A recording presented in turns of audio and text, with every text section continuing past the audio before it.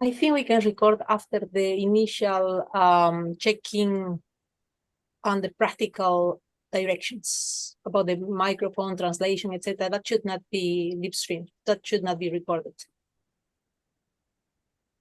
I will say we can start recording, okay? Oh, I think he's here.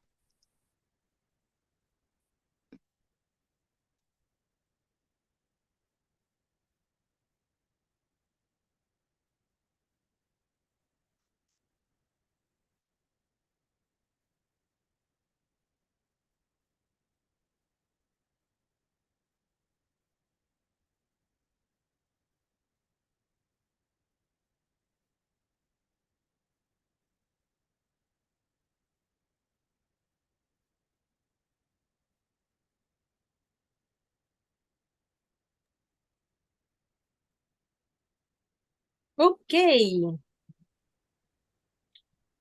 Alimpunchay. On behalf of the CIRCE Coalition, a very warm welcome to our large audience joining us today in this webinar, Securing Indigenous Peoples' Rights to Self-Determination, a guide on free, prior, and informed consent, FPIC.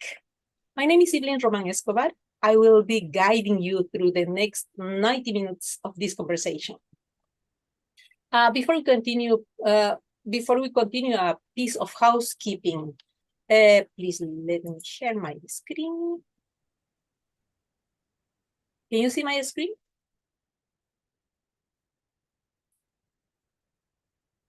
Yes. Yes. We see your screen. Is it in presentation mode?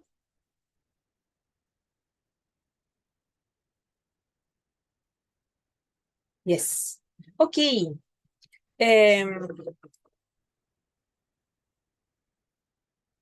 This event is being live streamed on Cultural Survival's Facebook and YouTube pages, and it is being recorded. The recordings will be posted on the Cultural Survival and CIRCE web pages. There is interpretation. We have Spanish, French, Portuguese, and Russian. You can access to this interpretation via the globe icon that you see at the bottom of your screen. Also at the bottom, you find the Q&A section. Please use this to direct your questions to the panelists. Now, a brief piece of context before we start our journey. As the story goes, somewhere in the world, on a certain day, a group of blind people heard that a strange animal called elephant had been brought to town. None of them knew it, not really. They heard about it. Out of curiosity and also a bit concern, thinking what this could mean for them, they said, oh, we must go and learn about this elephant. And they did so. But of course, they were blind, and their way of learning was through their hands. The first person whose hand landed on the trunk said, this is a snake. For another, whose hand reached an ear, it seemed like a kind of fan. The person who placed his hand upon the side said, this is definitely like a wall. Another felt its tail, and it described it as a rope. Now, when they heard each other, they became suspicious. They thought the others are not telling the truth, and started fighting with each other.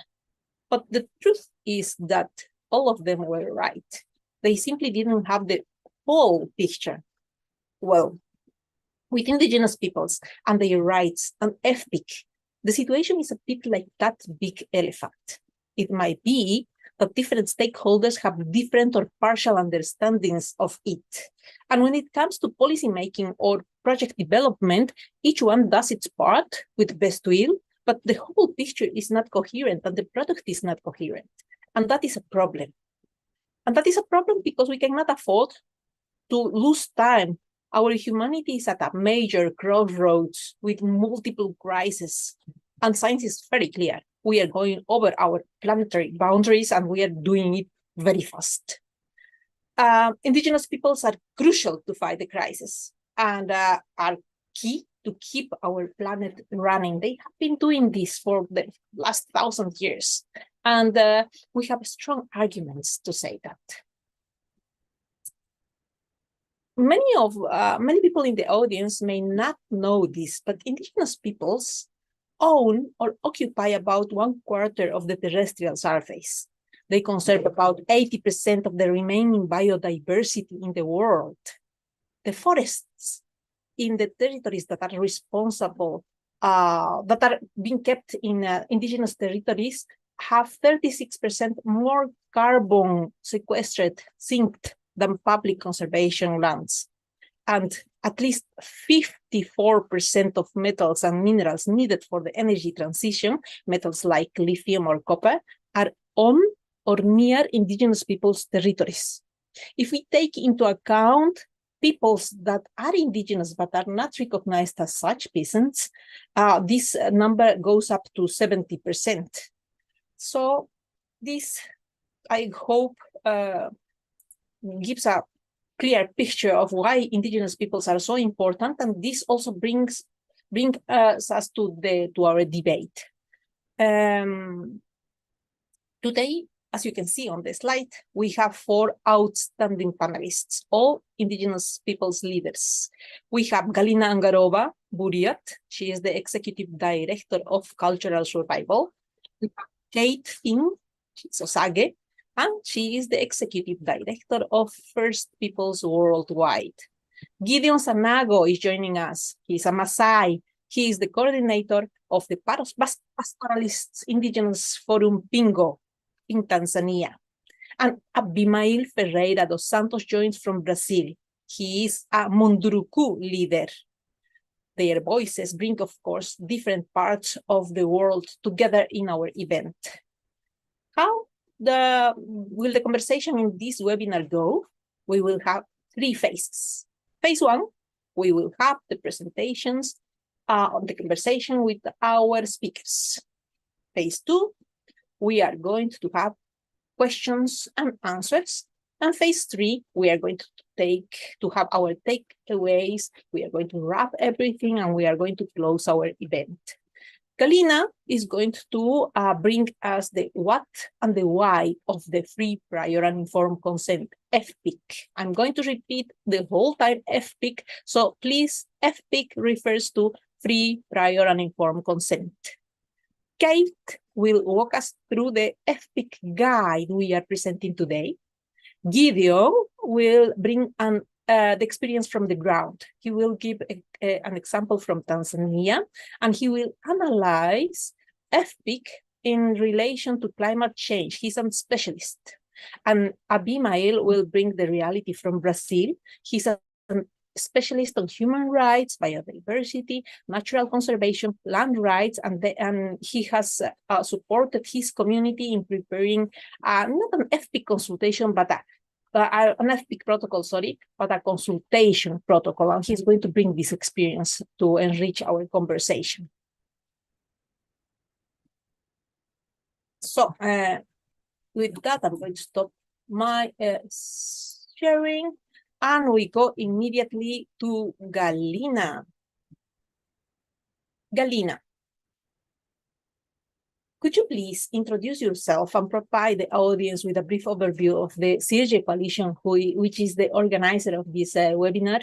Galina, you have the floor. Good morning, good day, good evening to everyone who are joining our event. Really excited to be presenting on behalf of the SIRGE Coalition. And again, my name is Galina Angarova. I come from the Abzai clan of the Inuit Nation of the Buryat peoples in Siberia. I'm an indigenous rights activist, and I currently serve as the executive director at Cultural Survival, which is an indigenous rights organization and one of the founding organizations of the SIRGE Coalition, where I will be transitioning to lead later this month. So what is the SIRGE Coalition? SIRGE Coalition started as an informal group of indigenous leaders, indigenous organizations, and allied organizations in 2020. It was a response to the increasing pressure that indigenous peoples have felt from the mining industry and consumer companies that are accelerating the energy and digital transition. we formalized our relationships and made a public announcement on Indigenous Peoples Day on August 9th, 2022. We created our governance structure, built our website. Please check www.surgecoalition.org. And we developed strategies to address the issues associated with the green economy. So today, Surge is governed by the steering committee composed of 14 Indigenous leaders from all 7 sociocultural regions of the world where Indigenous peoples are. The executive committee is handling day-to-day operations through the implementing organizations, and these are Cultural Survival, First Peoples Worldwide, Botany Foundation, Earthworks, and Society for Threatened Peoples. We are currently in the process of building the Secretariat of the Surge Coalition. And finally, we have 5 working groups: policy advocacy, corporate engagement, support to communities, communications, and research priorities. And as you see, we work horizontally as an ecosystem of individuals and organizations, all contributing to building a movement around securing Indigenous people's rights in a green economy. Thank you, Galina. Okay, let's get into business.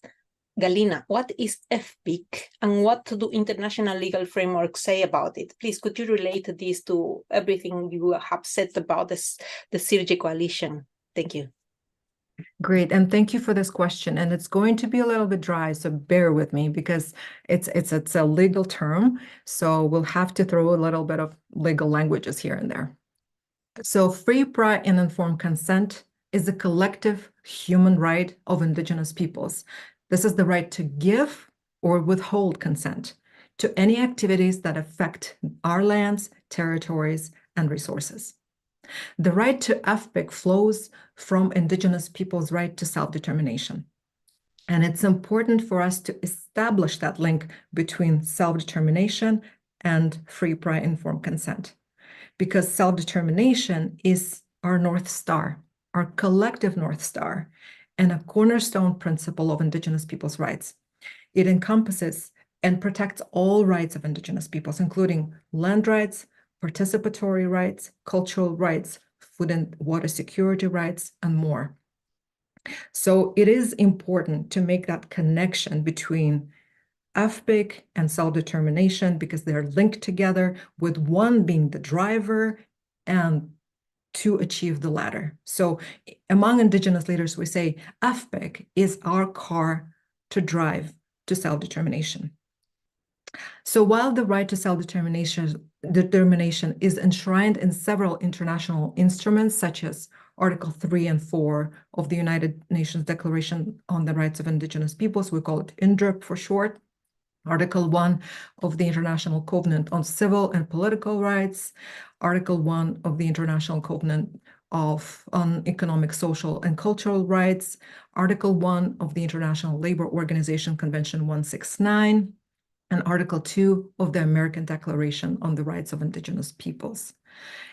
But specific to FPIC, UNDRIP, UN Declaration on the Rights of Indigenous Peoples, is the main document that includes provisions expressly recognizing the duty of states to secure Indigenous peoples' free, prior, and informed consent in the following circumstances: before Indigenous peoples' relocation and resettlement in Article 10, before the use of Indigenous peoples' cultural, intellectual, religious, and spiritual property, Article 11, before implementation of any legislative or administrative measures that could affect Indigenous peoples in Article 19, before the use of Indigenous peoples' lands, Article 28, before the storage and disposal of hazardous materials on Indigenous peoples' lands in Article 29, and finally, before state approval of any project affecting Indigenous peoples' lands, territories, and resources, especially projects related to the development, use, or exploitation of mineral, water, and other resources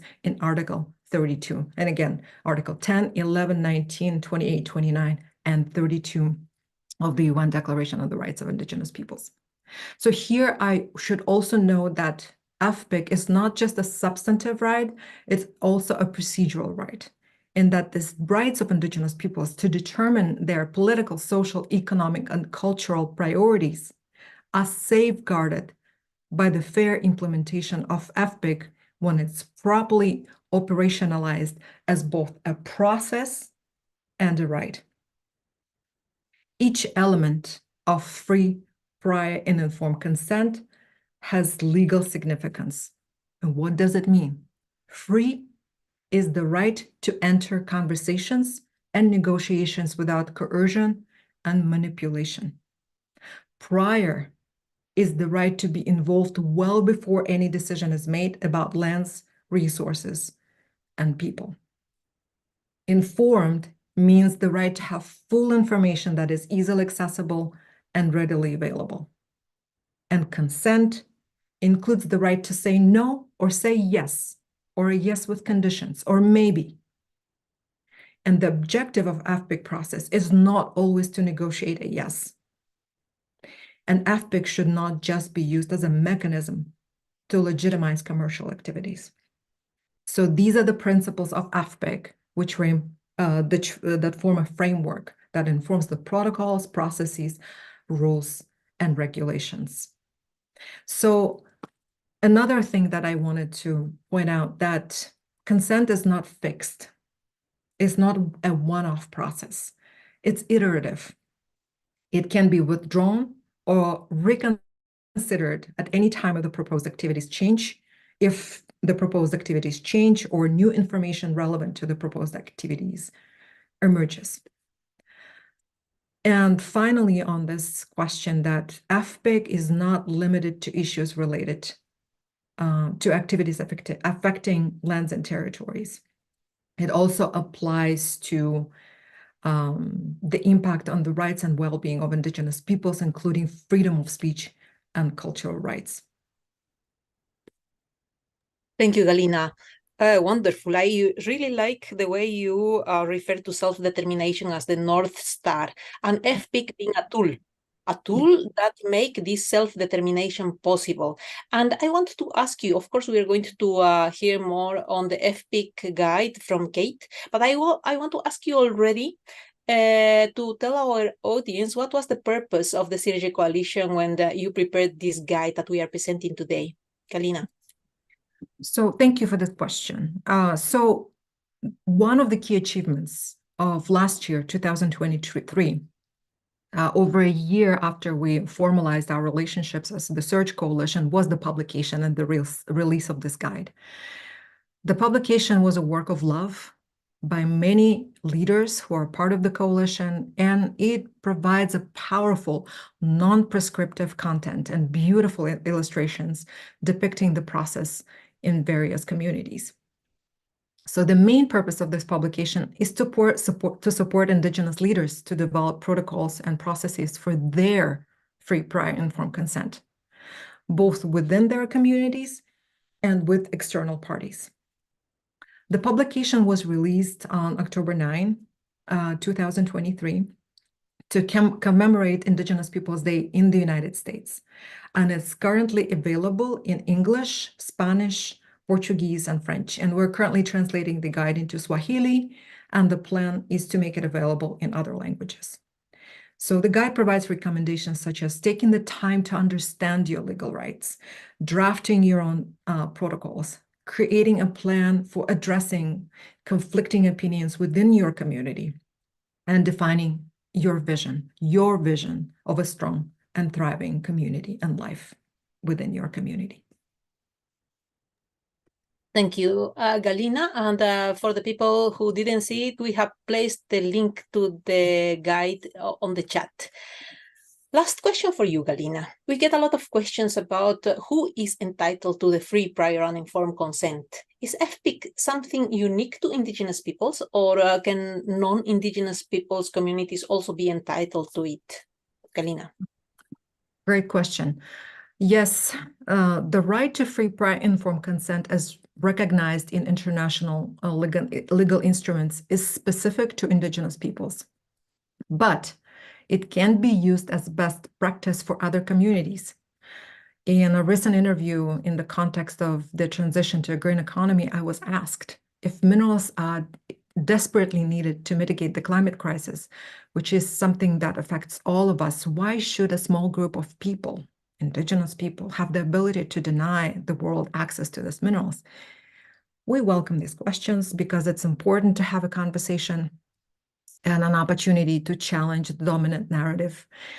But instead of reducing the conversation around FPIC to a mere legitimization of commercial extraction and other activities to a clash of competing interests, we should look at FPIC as a guarantee that the rights and interests of Indigenous peoples will be taken into account before any development of any activities.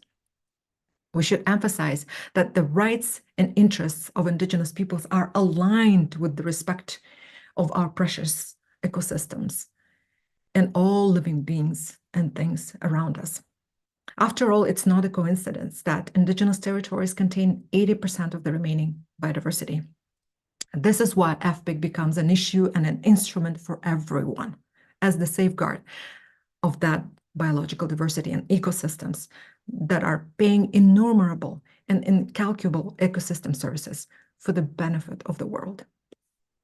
Thank you. Thank you, Galina. I said it was going to be the last word, but I'm going to put one more question to you. You have illustrated wonderfully that FPIC and self-determination is a very important. FPIC is very important for Indigenous peoples. But we have a large audience, and we include also people from public authorities, private sector. We have people coming from philanthropic organizations. Why is FPIC also important for them? Why is it important for everyone, not just Indigenous peoples, is to understand the realities of Indigenous peoples first and foremost, right? To recognize the rights of Indigenous peoples, to recognize that self-determination is our key principle, it's our North Star, and it is important for all the parties to understand where we stand and where the boundaries within the legal frameworks are for each of our peoples. I would say that I would also add to that every Indigenous community has their own vision of FPIC, and it is very important to incorporate those visions into their protocols. I also want to say here that I think that one of the most important thing here, it would be that there's pluralism in the understanding, building, and implementation of FPIC protocols. This pluralism corresponds with diversity of Indigenous peoples around the world and their worldviews and contexts where they live. Indigenous peoples are not a monolithic entity. Each of our communities have different priorities, different ways in which we engage with the states, corporations, and other stakeholders. And these priorities are reflected in this protocol. So it's that important thought that I wanted to deliver, that we're not a monolithic group. We all have different priorities based on our cosmovisions, on where we are from, where we live, how we relate to the land, and our traditional knowledge. Excellent. And FPIC is the bridge to all this information, regardless the context. Thank you, Galina. Can we please give a round of applause, a digital applause to Galina's contribution? Thank you. And now we are going to Kate. Thank you, Galina, once again.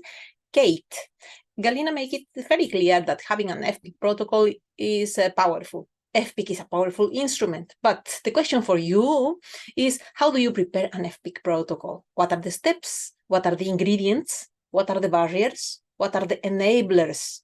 Kate, please, could you introduce yourself and then walk us through the FPIC protocol guide we are presenting today? You have the floor. Thank you so much. Thank you so much, Evelyn, for moderating this, and my great thanks to everyone in front of the scenes and behind the scenes for making this webinar happen today. My name is Kate Finn. I am the Executive Director of First Peoples Worldwide. I am a Osage woman with roots in Oklahoma, living now in Southern California in the United States. And I'm so pleased to be part of the founding group of the Surge Coalition, as Galina laid out. I am on I'm co-chair of the executive committee and on the steering committee. And really what excites me most about our work, among many, many other things, is that I really believe that we have an opportunity in this energy transition to uplift Indigenous leaders, Indigenous solutions, and Indigenous expertise. And that really what we can do to do that is to work together. So I see many of you from the Surge Coalition on the call today, and I'm just grateful to be here. So let me talk a little bit more about this guide that we've put together. As Galina said, our work at the Surge Coalition really formulated around this issue of transition minerals.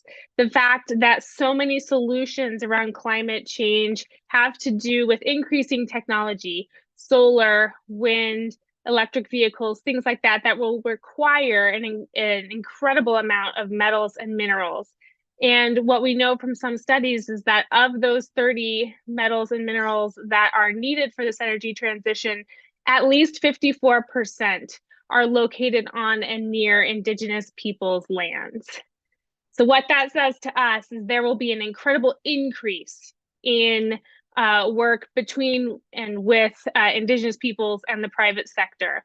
And so what we have to say here today is that, yes, there will be more and increasing work with mining companies and in the private sector, but we as an Indigenous peoples have free, prior, and informed consent. And we have a track record with free, prior, and informed consent, especially with the mining community. We know the opportunities and the challenges, frankly, that exist with free, prior, and informed consent. And so what we really wanted to do was to create a guide for Indigenous leaders around the world to understand the menu of options that are available when it comes to operationalizing free, prior, and informed consent.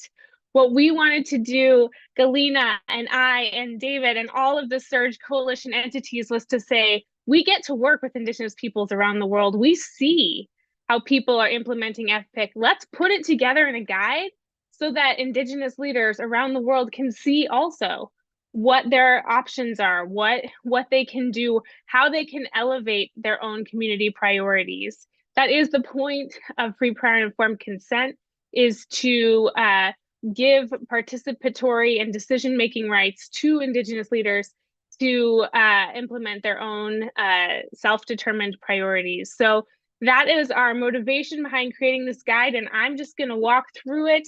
I have a background as an attorney, so I'll try not to be too dry here, but I'd love to walk through this guide just very quickly with you all so you can see a little bit more about it. And I'm going to ask for the slides to start on slide number 5, if possible, and to get those going here. All right. All right, slide number 5, a guide for Indigenous peoples. So this slide is, why is FPIC important? This is what I was saying. There is a huge history of mining near and on Indigenous peoples' territories, and there's going to be a lot of new metals and mining participants. There's going to be a lot of new end users, like I said, these green technology companies.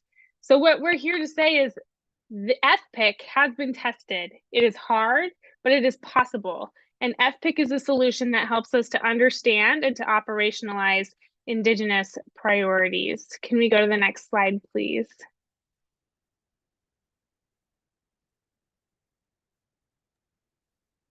Next slide, please. All right. I'm going to go to the next slide. There we go. Using the FPIC guide. Next slide.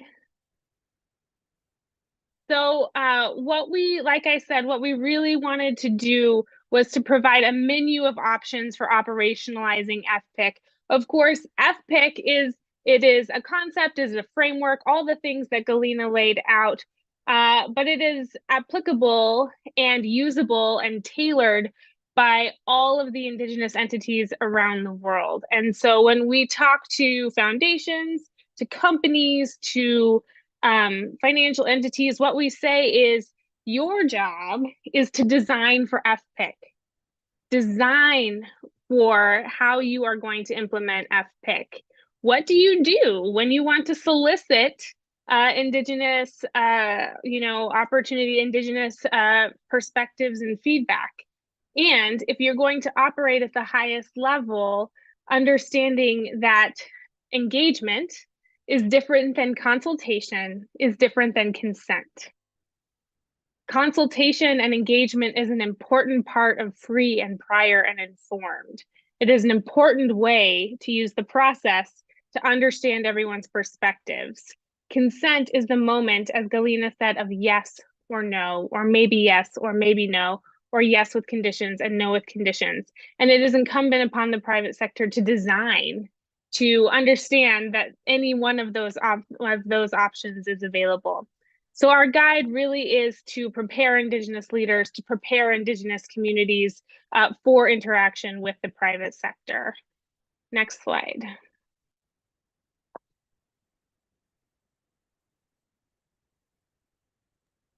So the next slide should be when investors arrive. So what we really recommend is that Indigenous peoples take and allow for the time to learn as much about the proposed project as is possible, and to not sign any agreement until a process is complete and that the consent has been solicited and given or withdrawn in that case. And we always recommend that people reach out for support, legal and technical support, to the best of their ability as well. Next slide.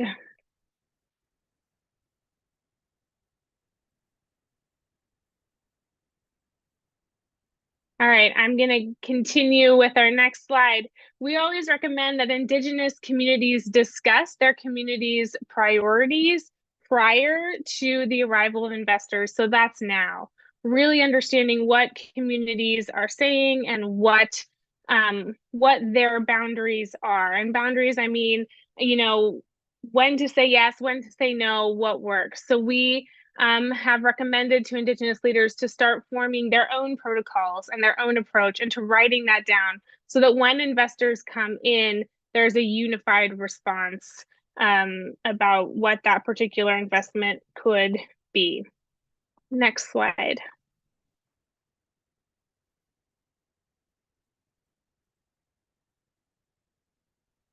And I will like to say here too, self-determination means that Indigenous entities will be organized in myriad different ways.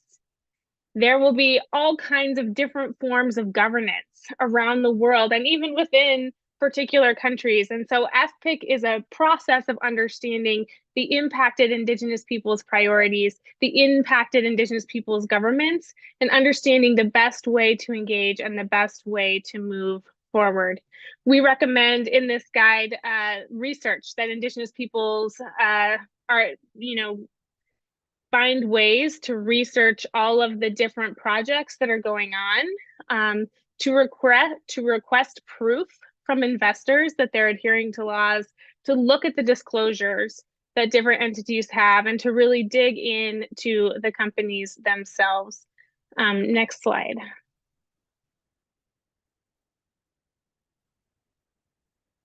And as I said before, we really would recommend to Indigenous leaders around the world to develop their own protocol. It doesn't have to be perfect, but what it needs to say are the values that the community is moving forward with. It's important to put down into writing Indigenous people's history, their ties to the land, and a description of traditional livelihoods and local economic ventures. It's important, if you can, as a community, to write down those activities that the community will never consent to. Those activities that have been going on for a lot of time. It's important to write down those things to the greatest extent possible. And again, next slide. What we have talked about too here is really including preconditions for consultations and an acknowledgement of legal rights and governments. And I want to say here that as to Indigenous peoples, there is no country in the world that protects Indigenous peoples' rights to the level that is protected in the UN Declaration on the Rights of Indigenous Peoples. There are countries that do well, but none that do up to that level. And there are many countries in the world that do not even recognize Indigenous peoples. And even in places like the United States, we have federally recognized and unrecognized tribes. FPIC applies to all Indigenous peoples. It must apply in all of these cases, and it is incumbent upon investors in the private sector to do their due diligence and understand who Indigenous peoples are. And what we recommend for Indigenous peoples is to put forward that history proactively into a protocol so that companies can understand where they are coming from, what they are coming with, and also where a country may or may not protect their rights as to the environment, as to a grievance mechanism, as to anything else.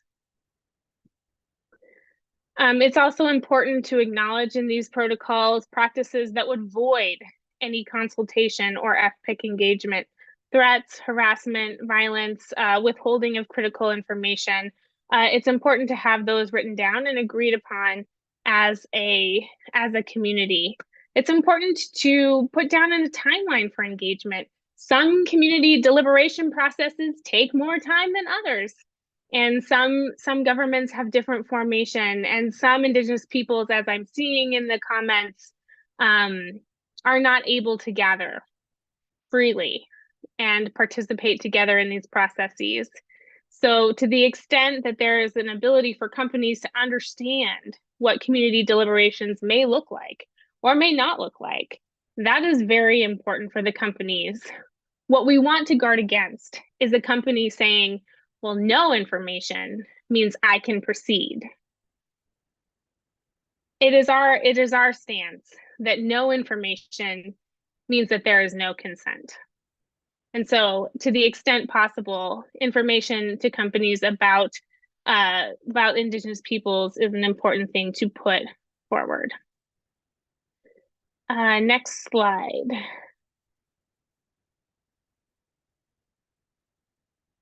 Our next slide details that we recommend that Indigenous peoples seek legal and technical support for the agreements that are reviewed by experts. I know many of you are lawyers on this call and do this kind of work, and we are glad to see you here as a way to support Indigenous peoples around the world.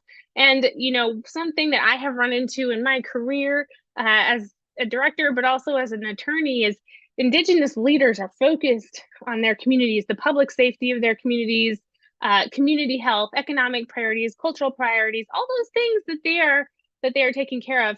And sometimes when there's an outside company coming in and asking for a lot of information or doing a lot of things over time, the leaders don't necessarily have the time or bandwidth to engage in the ways that the companies need. And so it is very important for technical support to come alongside Indigenous leaders to support their decision making, to understand what is going on, and to really decode some of the technical information that the private sector requires a view of. Next slide. So this next slide really goes into what I said before, which is really our vision for this next decade. We want this next decade to be defined by respect for Indigenous leadership, in large part by integration of Indigenous FPIC protocols. And so our great hope with this guide is that it is a starting point. That it is a starting point for Indigenous leaders to begin to formulate those FPIC protocols, to operationalize those protocols, and for all of our allies in all of these different sectors to also understand FPIC and how to respect, what questions you need to ask along your value chain, what question you need to ask your external partners, so that we can really ensure that the priorities of Indigenous leaders are forwarded in the green economy. Before I hand back the mic, I'm going to take a moment here and just look at some of the questions in the chat. FPIC, free, prior, and informed consent, has differing legal status around the world, and it is a developing legal status. So in the United States, we do not have a consent-based regime. We have a consultation-based regime. So in my work with the private sector, what I say is you need to understand that what we have in the US is consultation, it's not consent. And there is a whole area of Indigenous rights risk that you are not understanding if you only go with this regime. So it is incumbent on the companies to implement FPIC to the highest standard, both to protect Indigenous peoples, but also to understand the totality of risk related to their operations if they are not operating with FPIC. Operational risk, legal risk, political risk. You can see that in a number of different cases. I think there's a lot of different and good questions. A lot of these questions have to do with how to satisfy FPIC and how to understand whether FPIC has been truly solicited well and whether it has been given. I always advise that Indigenous leaders document their consent, that they document what they consented to, how and when. Because as Galina said, FPIC and this whole concept is iterative over time. Documentation will help. When investors are soliciting reports from companies, how are the companies documenting consent? How are they understanding consent throughout their value chain? How have they really explored the issue of Indigenous rights risk? So with that, I would like to hand back the mic to you, Evelyn, and thank you so much for the presentation. Thank you, Kate. Thank you already for answering already some questions, and I want to give you a question immediately. We have talked a lot about, and there are many questions on the Q&A about governments. How do you go to promote the uplifting of the Indigenous people's rights with governments, but also with companies? Let's first start with companies. We know that for companies, the social license to operate is very important. How does it relate with FPIC? Thank you for the question. So, of course, social license to operate refers to whether companies have ongoing support of the community in which the project is taking place. So community support, political support in that area, and all of those different things. For Indigenous peoples, social license to operate is FPIC. There is no social license to operate if there is not consent given by the impacted Indigenous peoples. So for Indigenous peoples, those two are intricately linked, which is why we recommend to companies that they spend a lot of time designing and operationalizing for a robust FPIC process and understanding of the documentation of FPIC itself. And I will say it's varied over the last couple of years. In 2018, I think social license to operate was the #1 identified risk from metals and minerals companies. I think it's fallen. It was ESG for a couple of years, but license to operate is always in the top 3. And so if companies and investors in the financial sector really wants to understand their exposure to Indigenous rights risk and mitigate that exposure and even do well by Indigenous peoples, operationalizing FPIC is going to be key to that endeavor. Thank you, Kate. Mindful of the time, I'm going to leave you to think about a question, but I'm going to go then to Gideon. You are not going to answer immediately, but the question is about the government. What should the role of the government be? What changes should legislation that government pushes contain? And how can the government make or break the uplifting of the Indigenous people's rights, and how does it impact Indigenous peoples, but also companies and the economy of the countries? With that question, I go to Gideon. Gideon, welcome. You're joining us from Tanzania. Thank you very much. Yeah. And just to key our audience in, could you please introduce yourself and react a bit to what you heard from Galina and Kate, and tell us, from your perspective, how relevant and useful is the FPIC protocol? You have FPIC protocols in your community, you told me. How does the FPIC align, or I mean, how this new FPIC guide aligns or complements the existing FPIC protocols in your community? Gideon, welcome, and the floor is yours. Thank you so much, Yvelin, and I also appreciate the cultural survival team for organizing this important webinar to inform the wider public on the importance and the relevancy of having this FPIC guide. Yes, my name is Gideon Sanago. I'm a Maasai leader from Tanzania, and I work for Pastoralist NGO, Indigenous NGO Forum in Tanzania. Indigenous Forum. It is a consortium of indigenous CSOs across the country, about 55, and I am a climate coordinator in this organization. Thank you so much, Yvonne, again, and I think I also echo what my fellow speakers have already talked about, how useful is FPIC guide to our communities, and how it complements, how does it complement to the community profile already exists in our communities.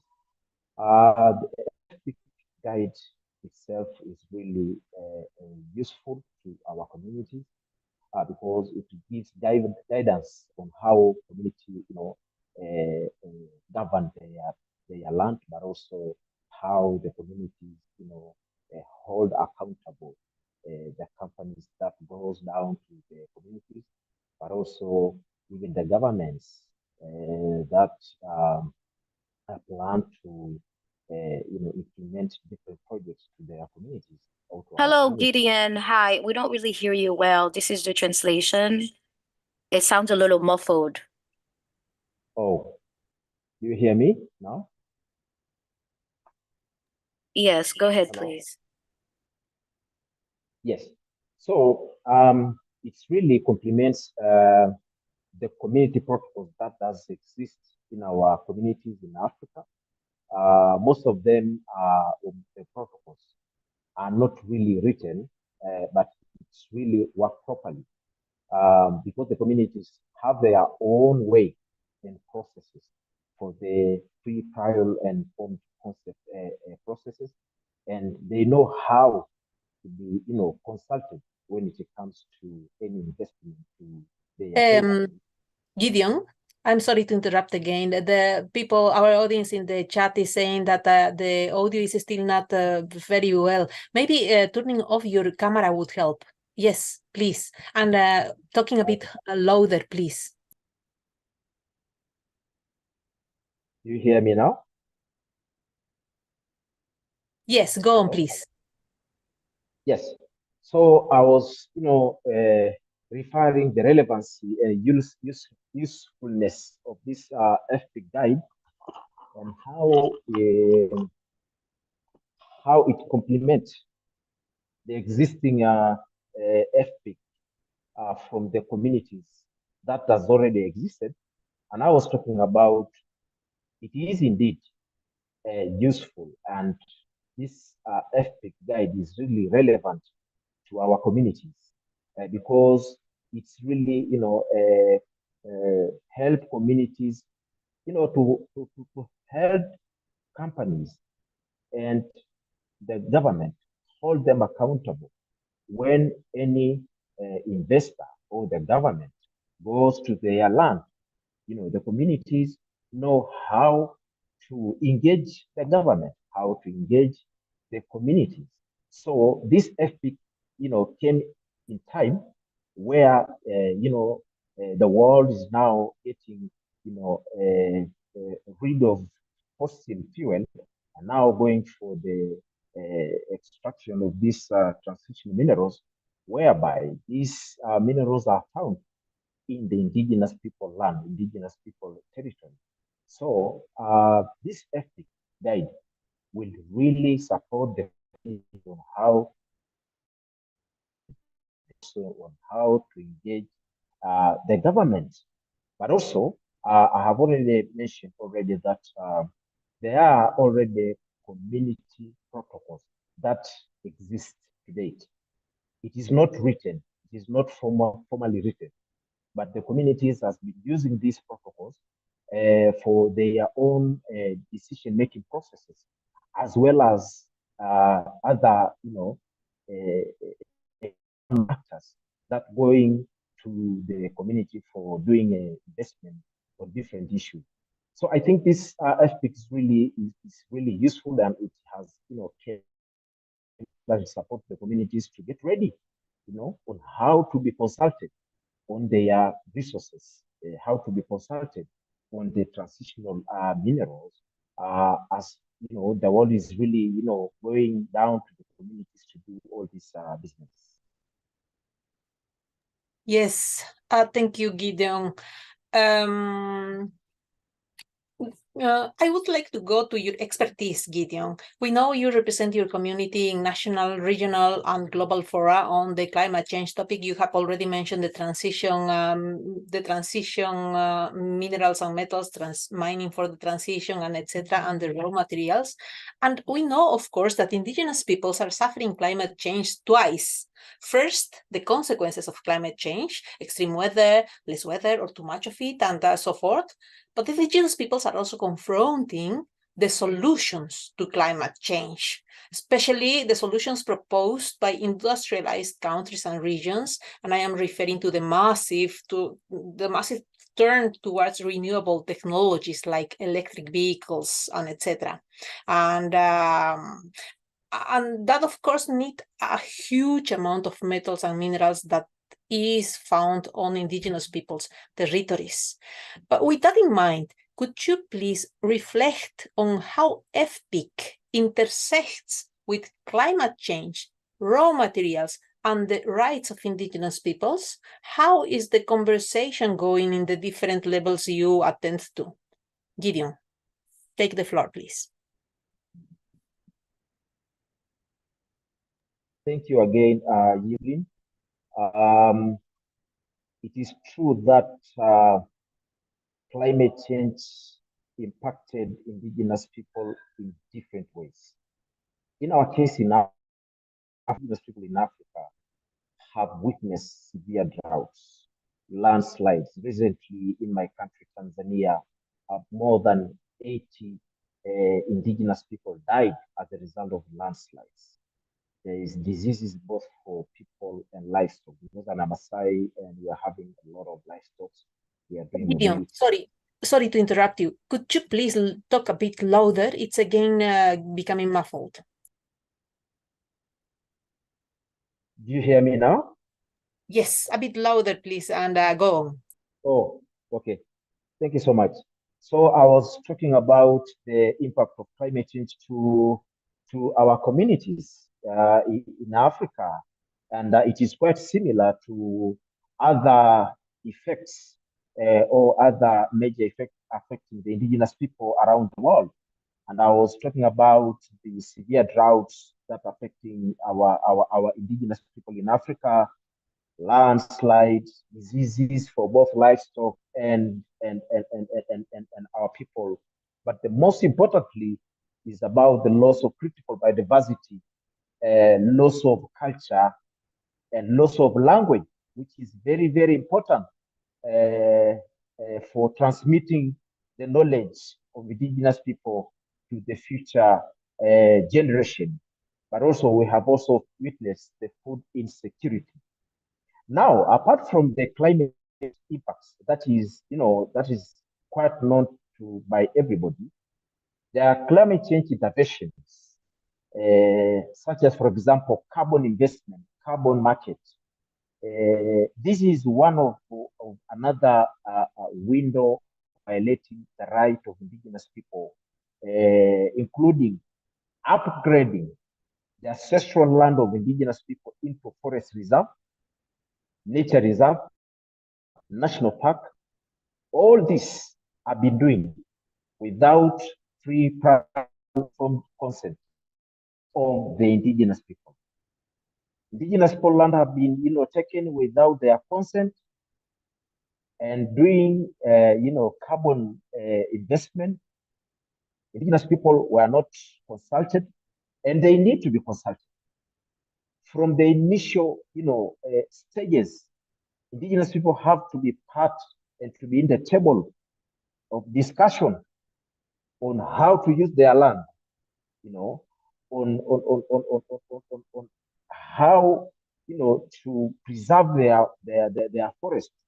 And when it comes to investing, they have to be part and parcel of the discussion around, all investments. Talk about transitional mineral. For example, in Africa now, most countries such as, for example, Zambia, Congo, South Africa, Tanzania, a lot of companies from Australia, from the US are going down to Africa to make, this investment for the transitional minerals.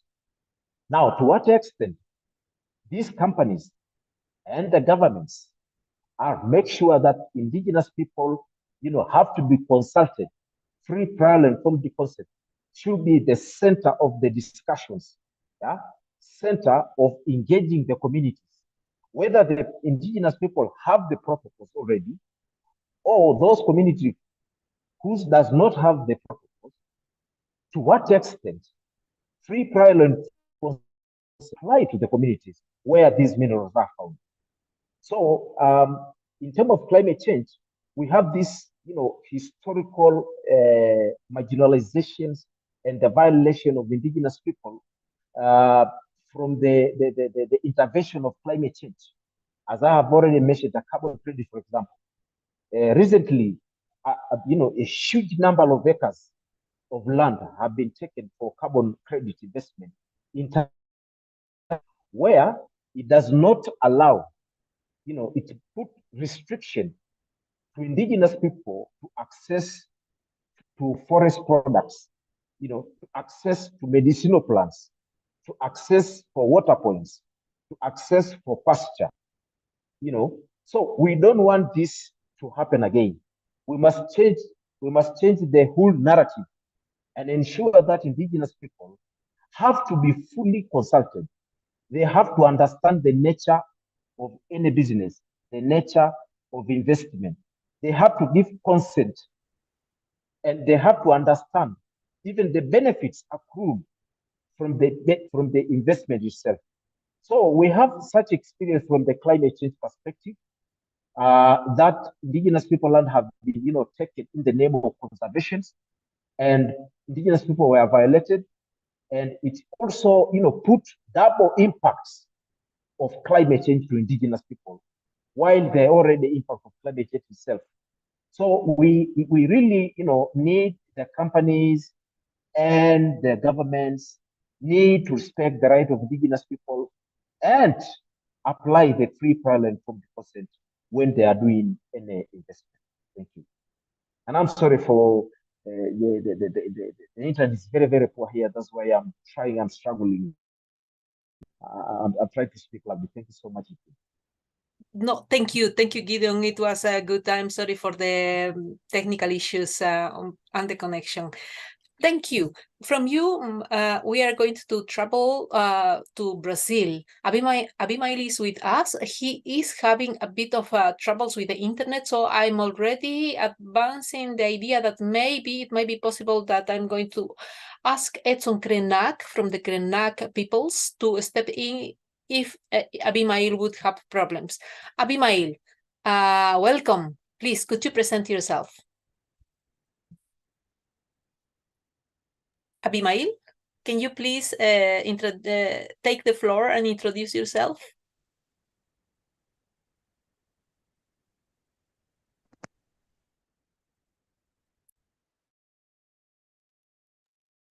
Abimael is a Munduruku leader. He is coming from Brazil, and he is going to talk about, especially about natural resources, biodiversity, and the intersection of FPIC with the land problems, biodiversity, that are now the peoples in Brazil experimenting. But I see that Abimael has problems. So maybe I will go to Edson. Abimael, I am very sorry. I see you have problems. Edson, please, could you come in? Edson Krenak works very closely with Abimael. He is also an Indigenous people's leader.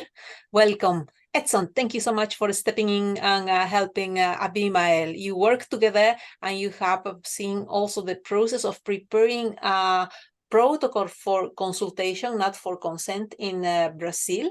Could you please introduce yourself and tell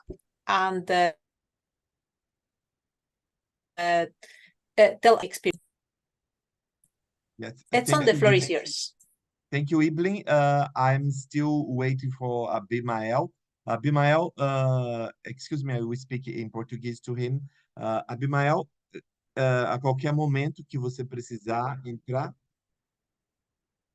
você pode entrar. Well, I am from the Krenak people in Brazil, and for many years I have been working with several communities on the focus on this awareness and also strategies and mechanisms that indigenous peoples in Brazil have been developing to ensure that their self-determination, their rights to live on their own lands and to protect their territories, and not only their own families and relatives, but also other species. They have the protection, not only by the law, but protection and respect by the other agents and the actors that wanted to interact or conduct any project on their lands. And in the last 20 years, we have been observing in Brazil like a huge movement of FPIC protocols. Communities, not only indigenous, but also other traditional communities, they develop their own understanding of the FPIC, putting on the written paper which information they need to conduct the consultations, what are the limits, and when they are going to already say no. For example, when any project will affect sacred places on their territories and lands. They also display Munduruku people is a huge community in Brazil in the Amazon area. We have several. They are spread in several areas. Abimael can confirm that with me. And some of them they have even mapped out, put on a map. Where are the most important places that should be protected?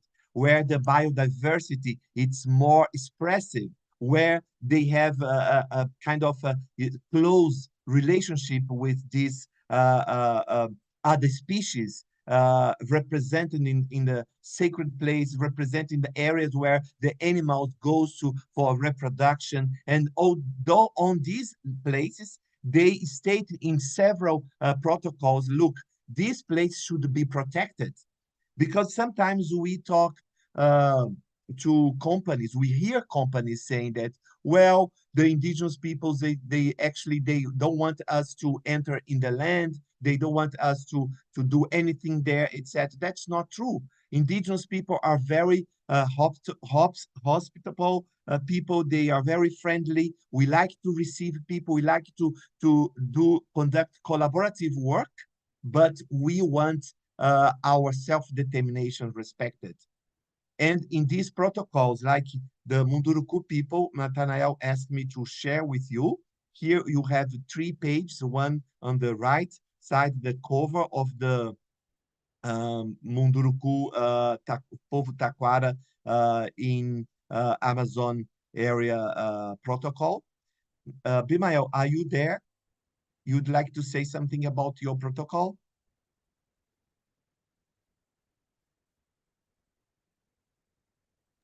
I don't think so. Anyway, we wait for him still.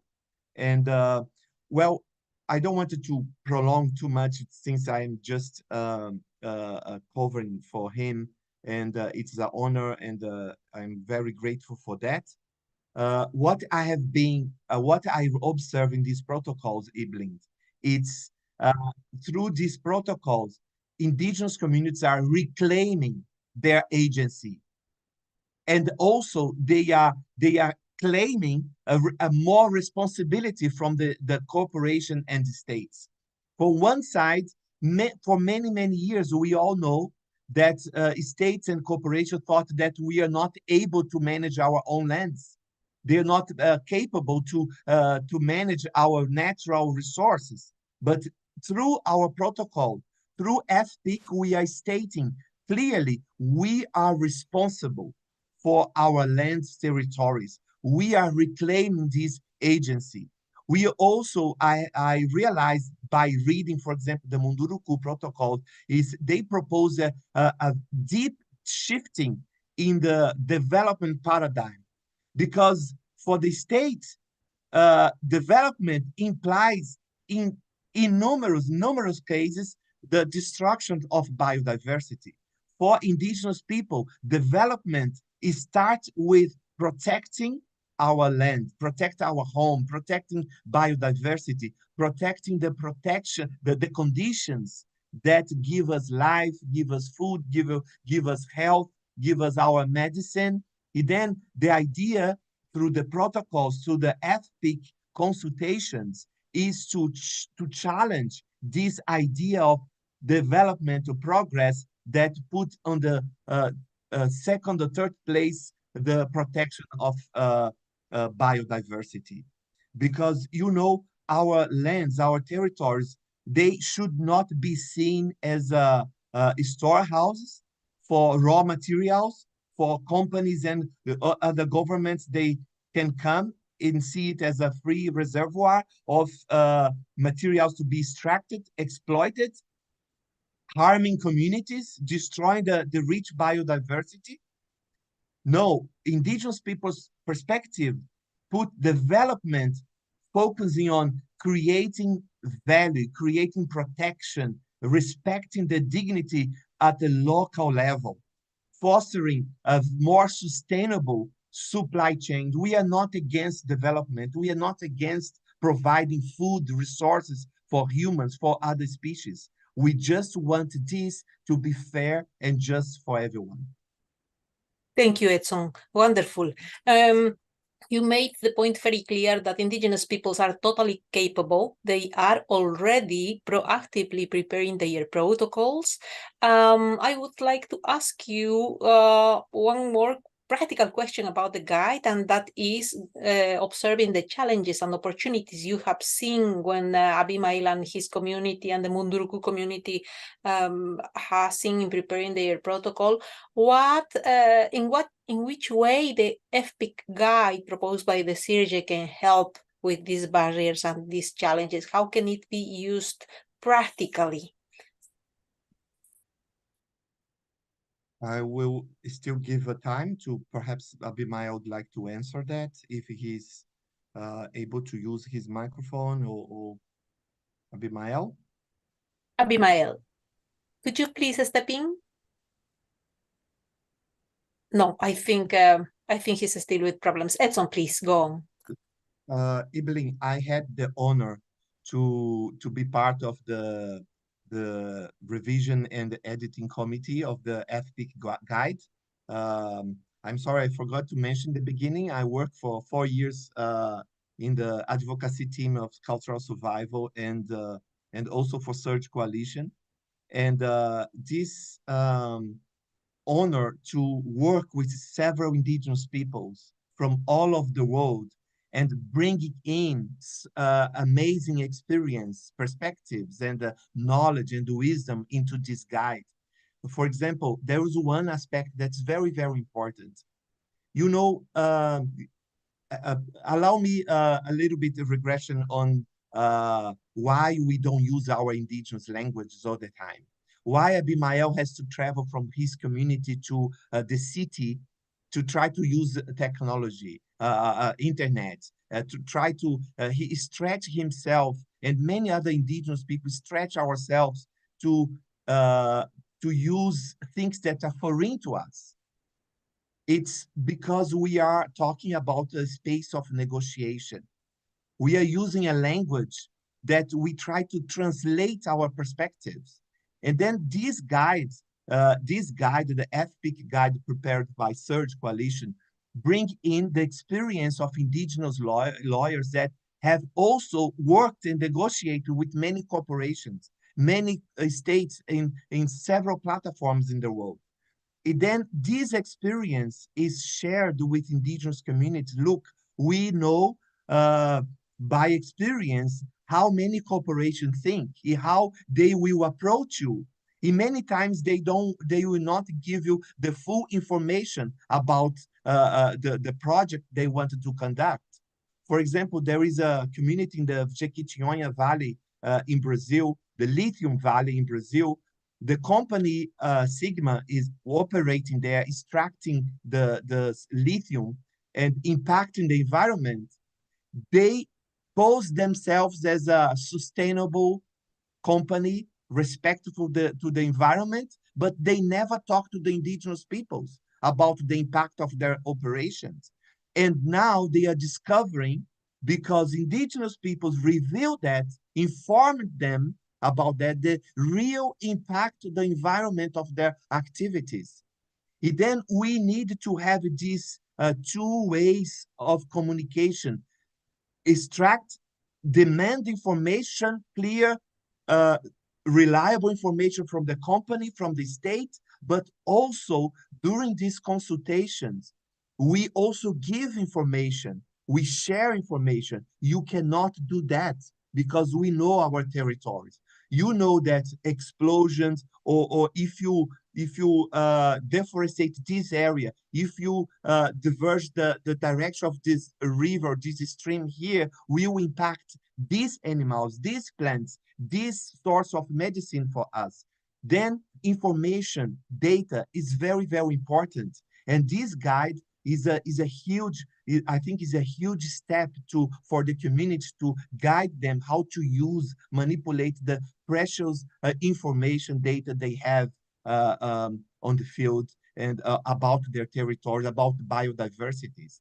Many companies, they complain that they don't see a friendly face when they wanted to conduct the consultation, because they don't come asking questions.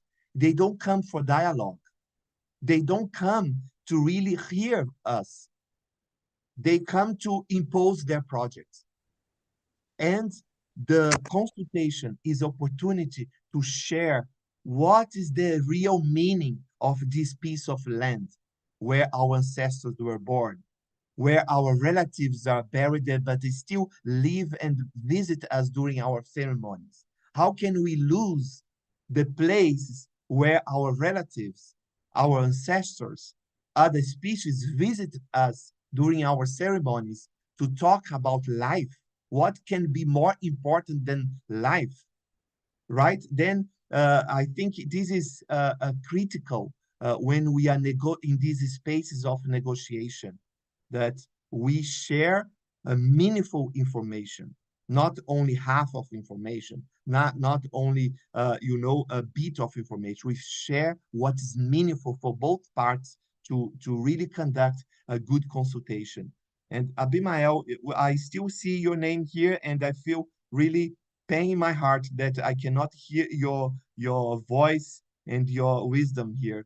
If you are still able, please share something with us. Thank you, Edson. Abimael, could you try? Please step in if you can.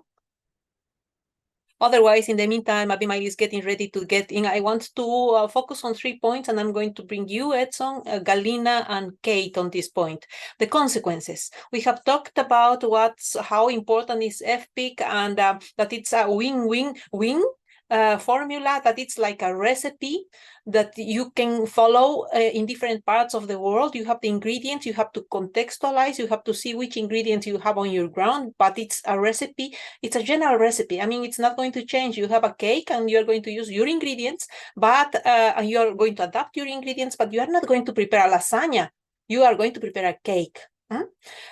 So with that in mind, I want to bring the consequences. What happens when there is no FPIC for the communities, for the indigenous peoples? And Gideon has mentioned a bit this, Edson, and I know we are having a very dark, very sad chapter because one of our leaders was killed last week.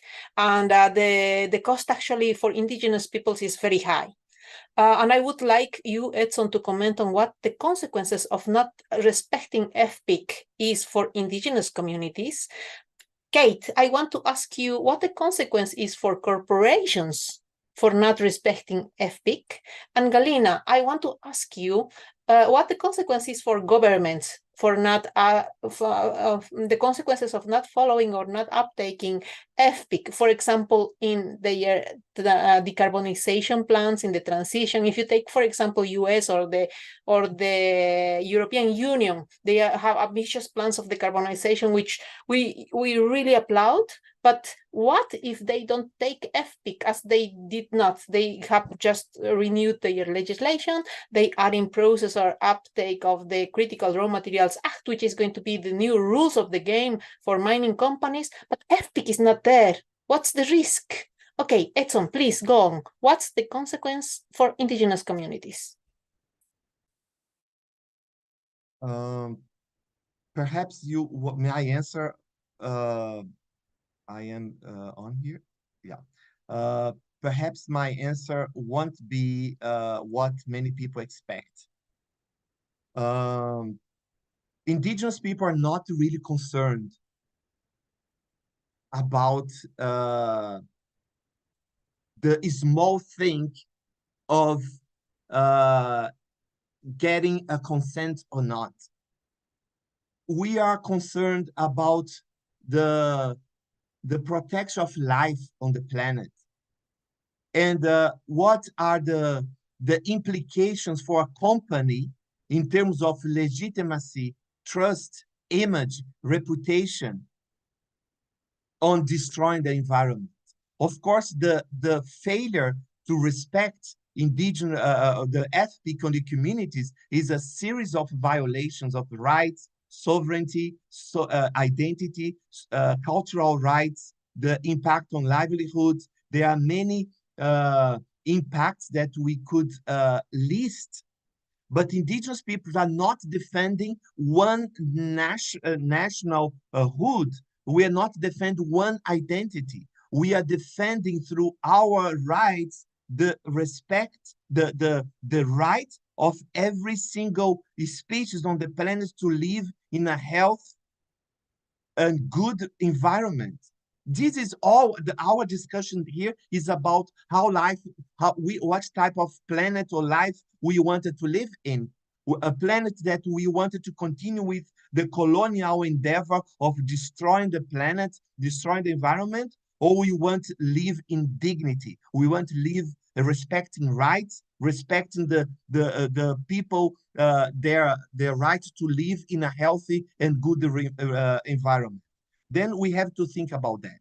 And what is the role of civil society? Because I know there are many people here that representing civil society, is to, with indigenous peoples, to handle those companies, those states accountable, responsible for violating the FPIC. Evelyn, just to conclude my sharing my answer briefly, you shared a painful news about our relative from Brazil, from Pataxó people in Bahia, that was killed, the leader, and several others injured, attacked by farmers. The violence in the field is one of the offspring of violating FPIC. And this violence, the death and the violence of several communities, the death of several leaders and environment protectors is on the hand of those companies or those organizations that don't respect FPIC. If they don't respect FPIC, they are criminals. This is my message.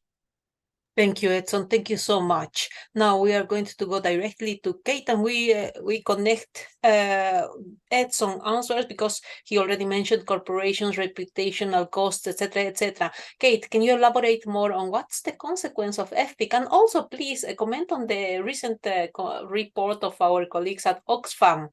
Are companies ready, FPIC ready for the transition? Because everybody now it's trying to push the transition, and we also, but a just transition, an equitable transition, and a sustainable transition. So, Kate, please, you have the word. Yes, and let me just underscore what Edson said. If there's the death of a human rights defender or Indigenous peoples, that is on the hands of all of the companies in the supply chain. Investors, do you know what the company is doing in this case? And my guess, my career, my understanding is probably not, because companies are not disclosing how they are screening for Indigenous rights risk, how they are understanding Indigenous peoples in each area, and how they are accounting for consent across the value chain. How can you know if it's not disclosed? So investors, I would reach out to you and I would say, please work with the companies that you own in your portfolio to understand, to get them to understand and ask these questions. How are you operationalizing FPIC? And not FPIC as defined by a company, but FPIC as defined by Indigenous peoples. That is the FPIC that is most protective for people, and it is the FPIC that is most protective for the companies as well.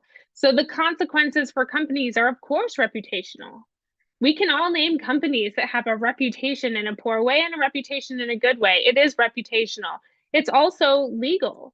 2 mines have been closed recently, one in Panama and one in Guatemala. The nickel mine in Panama and then the Phoenix mine in Guatemala, due to legal decisions that both note that the mines proceeded without consent of impacted Indigenous peoples. Consent is key. Companies need to understand that they are opening themselves up to legal risk. And after investing all of the money to get to operations and then to have the mine shut down, that is something that is preventable. If you understand at the beginning of the process, prior to the process, what the Indigenous community's priorities and whether or not you have consent, that is a risk screening tool for companies. So companies open themselves up to incredible legal risk. Think about all the lawsuits that Indigenous peoples, tribes, and First Nations have lobbed against companies around the world. Political risk. Should the government decide to shut down a permit because they have decided that they will listen to Indigenous peoples? Reputational, operational, social license to operate. There's so much risk. And what we know from that report recently put out by Oxfam is that most companies in the transition mineral supply chain are not ready.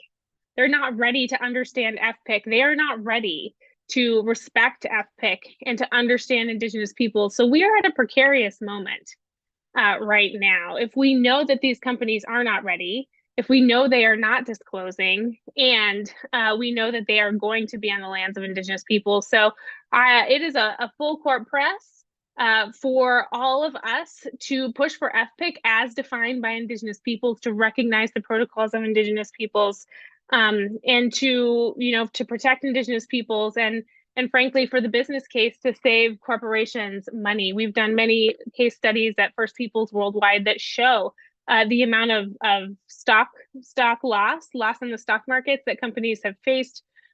We've done studies that show that companies fail to disclose to their investors their exposure to Indigenous rights risk until it's too late. So knowing all these things, there's an opportunity for change. And so I would urge everyone to move forward in that spirit. Thank you. Mindful of the time, Galina, I'm going to bring you for a couple of minutes. Please be concise. I'm going to give you the huge task of defining why it's important for governments to, I need to push for FPIC, and I'm going to take the European Union as an example. The European Union wants metals, wants minerals, wants a transition, and wants a secure and a sustainable supply of raw materials. Are they going to get it if they don't have FPIC, and why? Galina, you have the floor. 2 minutes, and then we wrap up with all our panelists.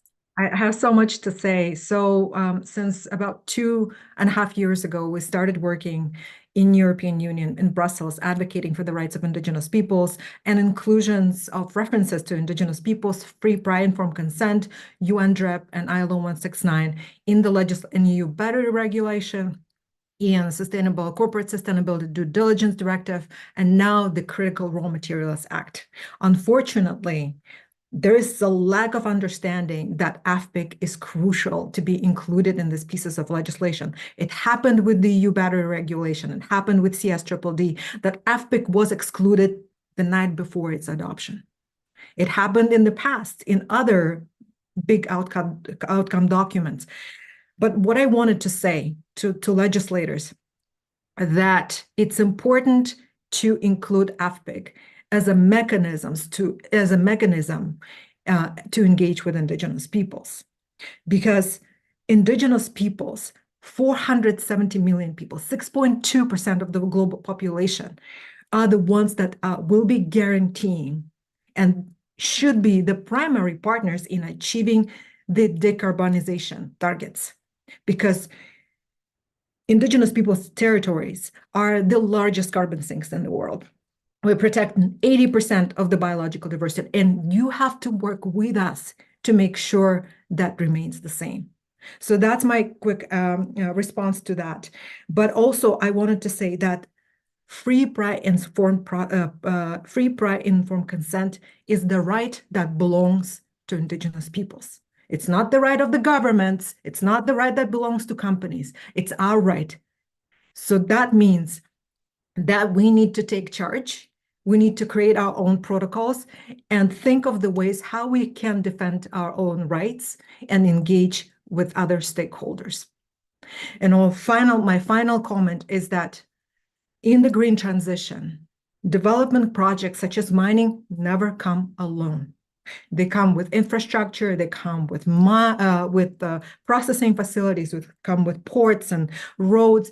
It's really important to look at the overall picture, because projects like that come with a lot of baggage, including air pollution, including water pollution, noise pollution, missing and murdered Indigenous women, violence against children.